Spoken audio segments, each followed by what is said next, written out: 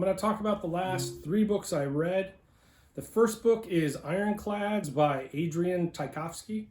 The book takes place in an alt future where ultra-rich families can afford to arm their scions, their eldest sons, with incredible battle suits in a war basically between capitalism and socialism.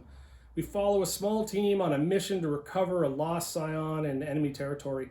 Lots of interesting ideas in the story, but it's a short book, so things are a bit rushed at times. I enjoyed some of the hard sci-fi aspects to it, and the author avoided making the protagonists invulnerable superheroes, dealing with everything easily. Definitely a fun choice for mill sci-fi readers looking for a quick read in between longer books. The second book is Translation Slate by Leckie. The story takes place in the same universe as the Hugo and Nebula award-winning Imperial Reich series. I found the story much more engaging and understandable. No need to read the Reich series to understand this book. The plot hums along at a good pace, only briefly slowing down in a legal showdown scene. Lots left unexplained about how this part of the universe operates, but it didn't really hurt the story. It's okay to kind of just accept the plot and go with it.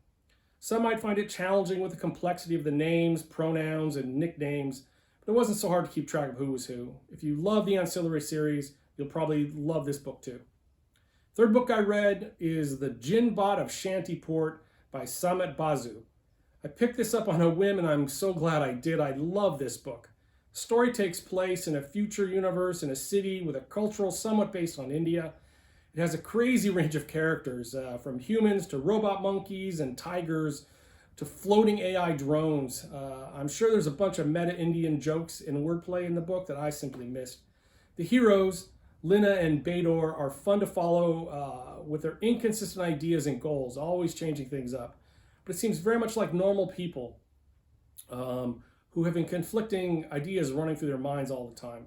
A variety of villains and surprise plot twists make the story move along pretty quickly and makes it enjoyable. Things didn't always make a lot of sense, but it's not a book you expect to be scientifically accurate. There's a bit of discourse about how to manage and improve a city that dips into kind of policy wonk tone, but it's soon over and the action continues. I really enjoyed this book and highly recommend it. Hopefully these reviews are enjoyable. Have a good day.